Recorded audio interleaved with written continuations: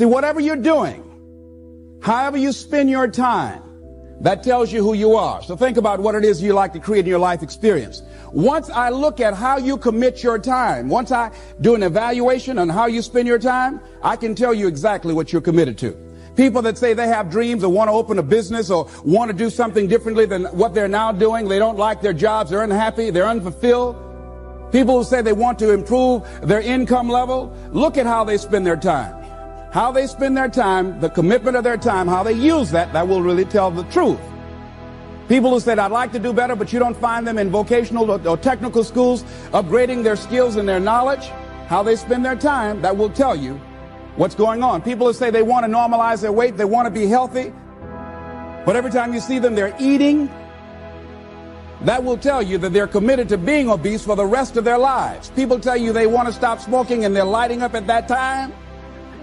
Folk that say, I want to stop drinking, and every time you're in their face, they're reeking with alcohol, that will tell you what's going on. Don't have to listen to what they say, just watch what they do. Commitment shows up in your life in what you do. On the other hand, you can make the commitment to your life that you don't like the results that you have and that you're going to do something about it. See, that power is available to all of us. People who look at life and decide, I want something different for myself. Carol Hatfield. Carol lives in Detroit, single mother, decided that she wanted to go into her own business, did not have enough money to do it. She wanted to have a health food store. She sold her car and used the money to start in a little storefront, a little hole in the wall. She rode to work on a bicycle. And then when she got enough money, she bought a motor scooter and did that for a long time. She's now a very successful person. She now has 3 health food stores. She said it was hard, it's a struggle, Les. She said, but I did it. She said, I made the commitment to do it, and I did it. Why is it that people are frightened by commitment? Because when you say the word commitment, that intimidates a lot of people. Why? Because it means you have to deliver. See, most people, you ask them, hey, look here, I'd like for you to do this. And they'll say, I'll try. I'll try means that is my escape clause. When I don't come through, it's really a polite no. I don't have the courage to tell you no, so I'll tell you I'll try. Hey, look here, I need you to come to this meeting. I'll try. I say, what do you mean? You're going to lean toward the meeting? Try and sit down. You either do or you don't. Try and take this pencil out of my hand. You either do or you don't. There's no such thing as try. So most people like to use that language. They don't want to commit themselves because commitment means, among many things, no excuse is acceptable. That's what it means. No excuse. That if you decided that you're going to do this, if it becomes hard, then do it hard. If it's difficult, so what? If it's inconvenient, so what? See, a lot of people made a commitment to come here tonight, but they looked outside and said, it's raining. The temperature dropped. It's cold outside. And they decide to give up on their commitment. And that's how people do about their dreams. They don't honor their commitment to themselves. Let me tell you what happens when you don't keep your commitment. Number one, it begins to deplete your self-esteem and it erodes your self-image. It weakens your faith in yourself. You don't feel good when you don't keep your commitments. The other thing is that you begin to develop weak relationships with people. People begin to realize they can't depend upon you. They can't rely on you because you won't keep your word. You've established that kind of reputation. Just think, what would your life be like if you decided to keep your commitments? What will all of our lives be like if we decided to keep our commitments? That we decided to do the things that we said that we were going to do.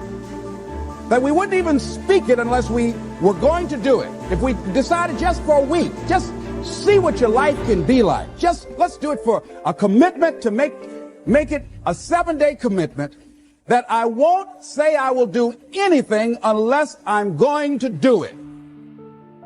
And find out what your life will be like. Let me tell you what, if you follow it through, if you keep your commitment to the commitment, at the end of the 7 days, you'll feel strong and powerful.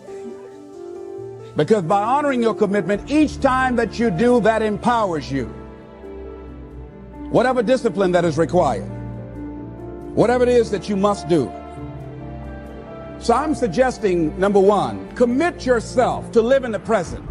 I saw the movie, The Dead Poet Society, Robin Williams, and they had a line in there, seize the moment. Many of us are not able to move forward and develop and manifest our greatness because we spend so much time looking back or worrying about the future. Seize the moment. See, you cannot go into the future and manifest your greatness when you have various things in your life that's blocking you. Let's look at how we can begin to keep our commitments. Remembering what Dr. Robert Anthony said about results. When you keep your commitments, you're able to produce some different kinds of results in your life. So how can we keep our commitments? And do we keep all commitments? No, we don't. You will not be at 100%. However, you will have a greater percentage rate of maintaining your commitments to yourself, whatever those things might be. If it's going into business, if it's changing a habit that you know that works against you, if it's overcoming self-destructive behavior, if it's retraining your thinking, if it's reinventing yourself, if it's trying to begin to design your relationship differently, all of us have the possibility, by focusing and really harnessing our attention and concentrating on it, we really have available to us the power to honor our commitments in those particular areas. So number one, make it priority. See, no one would go get on an airplane if you thought your chances of getting there to your destination were as good as your luggage. Am I correct? See, and I say the reason that you will reach your destination more times than your luggage will is because the airline, and I'm glad that they do, has made it a priority to move the human beings from one point to the other safely. Not send you off to Boston or someplace with your luggage. So I'm not really upset when my luggage doesn't show up. I'm glad they delivered me because they've made me a priority. See, they have made delivering you to your destination important. So if you want to honor your commitment, whatever you decide that you're going to do, make sure you make it important. Make sure it is priority. Keep it before you. The other thing is, whatever that you want to do, whatever you want to begin to create and beginning to manifest your greatness and strengthening your level of commitment, and it's really exercising your will, find something that you want to do on your goal, one action step, but make sure it stretches you, that it challenges you, but it's doable, that you can do it. This year I decided that I was going to exercise. So I started out doing just 10 setups and 10 push-ups. I know I can do that and not get upset about it. I can do that without thinking. So I started out small. Now I'm up to 50. But if I try to do 50 starting out, I wouldn't still be doing it. So I started doing it in manageable segments. Do that. And that strengthens your will. So my commitment now is strengthened and fortified by the activity of actually doing it. So now I can expand and build from there. When I decided to begin to manage my money differently, and I started saving 5% of my money, then I increased it to 10%, then to 15%. So now I have disciplined myself to live off 75% of my income. I took discipline to do that, but I started watching how I was spending my money. I started keeping a log and following myself. So you want to begin to find something that is manageable, that you know that you can do.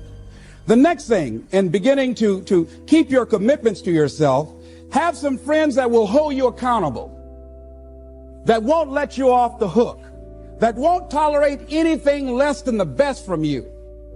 People that will support you in this new way of being, in this new state of consciousness. The other thing is that important is have a contingency plan. See, many times when you make a commitment to do something, there are some other variables that will happen that you can't control or you perhaps did not think about. So you want to have some other plans going on. You want to become creative. See, most people don't keep their commitments because when something goes wrong, they just stop. They don't have a contingency plan. So they don't know what to do next. Start being creative. If you challenge yourself, many times we say, I don't know what to do. And I always ask myself, but if you did know what to do, Les, what will it be? That activates another part of my mind. I start thinking about the possibilities and just experimenting. But many of us just stop dead in our tracks. I don't know what to do. You do know what to do. You've got genius in you. Challenge yourself, push yourself, make yourself come up with something. Use your imagination.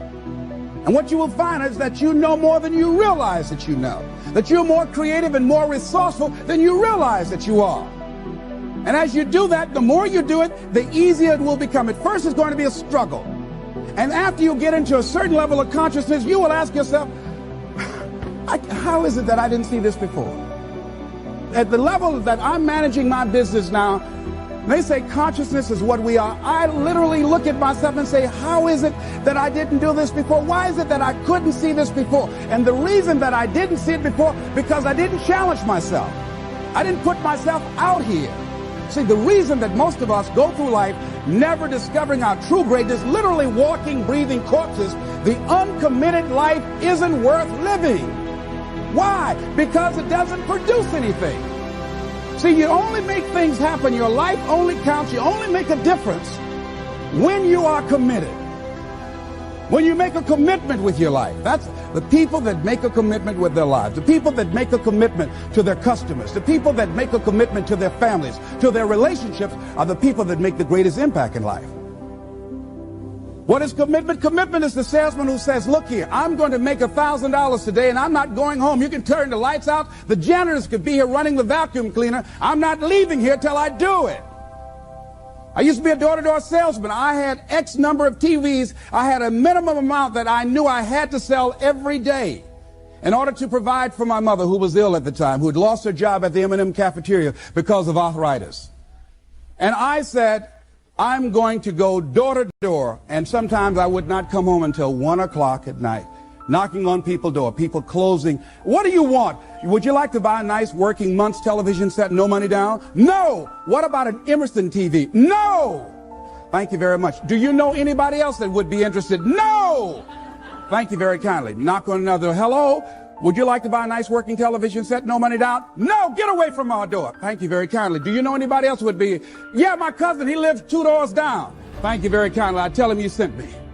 When I heard your cousin told me that you wanted to buy a television set, told me to come here and talk to you, we got a special discount for you. Yes, come in, I'm interested. I would just keep right on. I would not go home until I did it. It's an interesting thing, ladies and gentlemen, that when we put ourselves in a situation where we say we're going to do it, it puts you in another zone where the universe responds to you. When you have that kind of consciousness, see, the universe responds to the man or woman that refuses to be denied, because that is your commitment. That business that you want, that book you want to write, that dream that you have of controlling your destiny, that is yours. That power to create that and to manifest that is yours. That's available to you. But you've got to be willing to stand there and face disappointment, not have support, be lonely, doubt yourself sometimes, be rejected again and again and again, become bankrupt if necessary, again and again and again, and refuse to turn around until life gives it up. Nothing can resist a person that has that kind of commitment. The people that have made a difference on the planet. When a John F. Kennedy said, we will go to the moon in the next decade, he spoke it. That was a commitment, and people shared that vision. People bought into that.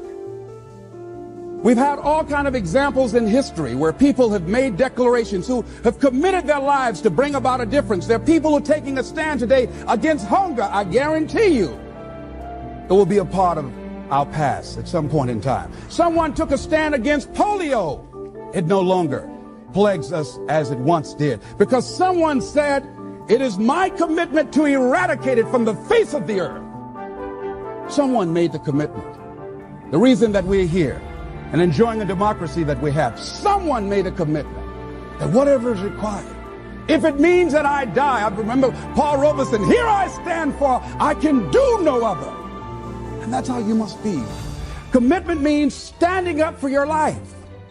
It means honoring yourself. It means beginning to say and to see and recognize your alignment and oneness with the universe, and that you are a channel for life to express through. And we short-circuit it with anger. We short-circuit it with fear. We short-circuit it with envy. We short-circuit it by being lazy or apathetic or giving up easily. Why? We say, oh, it's too hard, it's too hard. We don't challenge our spirit. Ladies and gentlemen, there's nothing as powerful as the human spirit. You can't destroy it. You can pervert it, but you can't destroy it. I was reading Man's Search for Meaning by Viktor Frankl. What a powerful book. I'm reading it now for the 7th time. And he gives so many graphic examples of the power of the human spirit. And so what are some of the things that can fortify us and give us the kind of inner strength that will allow us to forward ourselves into the future by manifesting our commitments? Number one, commitment means in some cases going back to school, getting some training, sitting up in classes with people younger than you, putting yourself in a position where you don't know and that is awkward and uncomfortable, but because of your commitment to develop yourself or to go back to school to get a high school diploma or to get a college degree, that it doesn't matter, feeling dumb and saying, what am I doing here, sitting up in some boring class? Commitment could mean a lot of things. It could mean that you begin to go back. You got to back up sometimes. It means to back up and not give up, to regroup, back up and regroup and come back again. Because life has waylaid you, because you got knocked down. I know when I was working on my dream, there were times I lost my house at one point. I lost my car. I was broke. My credit was bad. I was sleeping at different friends' houses on their couch or on the floor. There were times, months, that I slept on the floor of my office and got up early and dressed before my staff got there to give them the impression that I got there early before they did. And we all pretend not to know what we knew, that the boss was staying in the office. So we never talked about it. But I refuse to give up on my dream. And what happens? They say, you know, in the prosperous years, you put it in your pocket. In the lean years, you put it in your heart. It makes me appreciate it even more. Even more. I wouldn't trade it. I wouldn't trade it for anything. The disappointment, the pain that I've gone through by keeping the commitment. Keeping the commitments that you have might mean taking a stand that's unpopular. Something was said one time. When you take a position, it says cowardice asks the question, is it safe? Politics asks the question, is it popular? But conscience or commitment asks the question, is it right? And see, most people rather operate from the first two. Is it safe for me to take this position? I remember when I was a state legislator, I saw guys and women who believed in legislation very strongly, but because the Speaker of the House said, we won't go with that, they backed down. And they felt bad about it. They wouldn't take the position because they didn't want the Speaker of the House to be angry at them. They wanted to be all right with all of the rest of our colleagues. See, it takes a great deal of strong courage and commitment on your part to step out a line. Henry David Thoreau says, if a man doesn't keep pace with his companions, perhaps he's listening to the beat of a different drummer. Let him dance to the music that he hears, however measured or far apart. When you are committed, you're dancing to the beat of a different drummer. Don't expect people to understand you.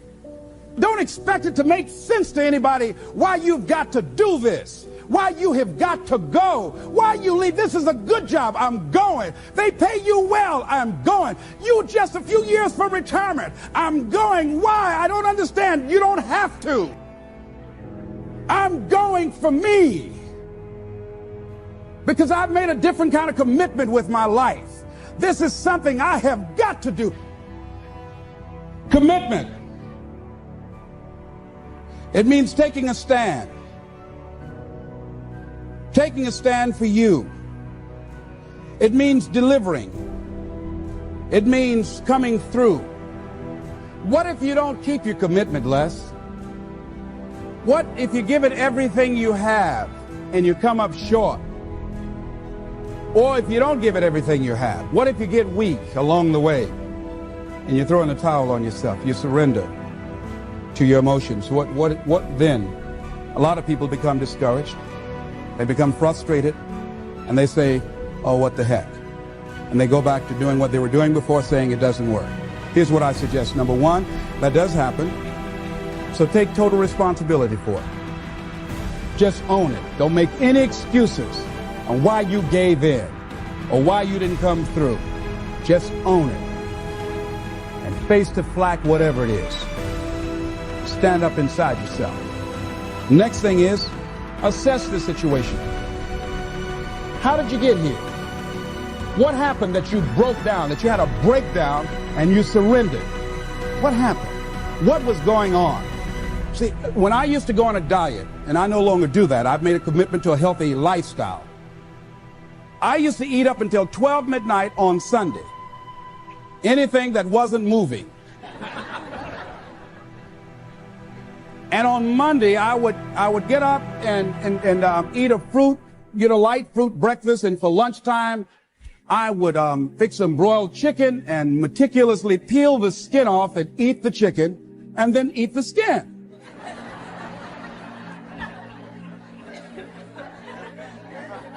Do 5 setups, look in the mirror, and become discouraged because my stomach doesn't look like a washboard or one of the Avon Haley dances. And I say, what the use? And then I go to the refrigerator and eat food cold, standing right there in the refrigerator. So when I evaluated where I broke down, I realized I can't have junk food in the house. So I had to remove that. And then I realized there's certain streets I couldn't drive down. So I changed my route. I stopped taking people to lunch or to dinner because I couldn't sit there and watch them eat. When I had to go someplace and speak and they were eating, I said, call me downstairs when it's time for me to speak, because if I sit at the table looking at them, the food's going to call my name. And I know this. So I had to begin to make sure that I wasn't putting myself in a position where I would give up on my commitment. Am I making sense to you? So I began to strategize around avoiding situations where I knew that I was going to become weak. Another thing I do when I don't keep my commitment, I either deny myself something or I do a trade-off. If a glazed donut takes advantage of me, then I require myself to do an extra 25 setups, or I walk for an extra 15 or 20 minutes because I got a hammerlock on my head and say, come on over here. So you might have to deny yourself something or do a trade-off. Do something that will offset it. The other thing is, start again. So what? You fell flat on your face. So what? Start again. Learn from the experience and start again. Don't count yourself out. Don't sentence yourself to a lifetime of being miserable, a lifetime of being broke, a lifetime of being unhealthy, a lifetime of being in a relationship that is no longer fulfilling to you, a lifetime of working on a job that does not bring you satisfaction, that's not giving you the creative urge that you need and that got to have in your life that stimulates you. Don't sentence yourself like that. You are a human being. Don't volunteer your life that way. Your life has too much value to the universe. You've got something to contribute. You've got something to give. And so what if you make a commitment and you're not able to do it like a pro? That you're not good as everybody else. Live in the moment. I like what this says. Look to this day, for it is life, the very life of life. In its brief course lie all the realities and verities of existence, the bliss of growth, the splendor of action, the glory of power. For yesterday is but a dream, and tomorrow is only a vision. But today well lived makes every yesterday a dream of happiness, and every tomorrow a vision of hope. Look well, therefore, to this day. See, if we just start enjoying where we are, if we make that kind of commitment to enjoy where we are, to experience the experience of life where we are, to do all we can right now where we are. Forget about the mistakes yesterday. Forget about all your failures yesterday. Forget about what you don't have. That's not important. Only thing that we have is right now.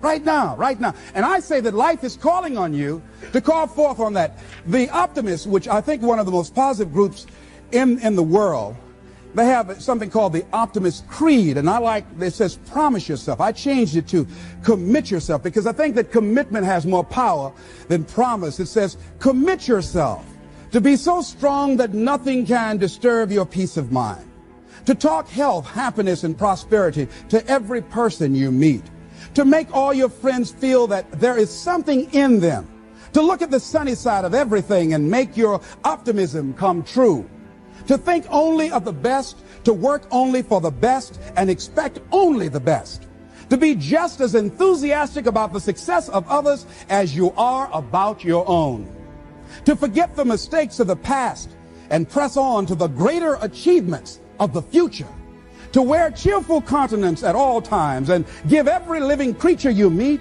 a smile, to give so much time to the improvement of yourself that you have no time to criticize others, to be too large for worry, too noble for anger, too strong for fear, and too happy to permit the presence of trouble. Commit yourself to these things. Isn't that powerful? What a commitment to make with your life. Commit yourself to stretch, to get outside of your comfort zone and not be concerned about what people think about you, because they're thinking it anyhow.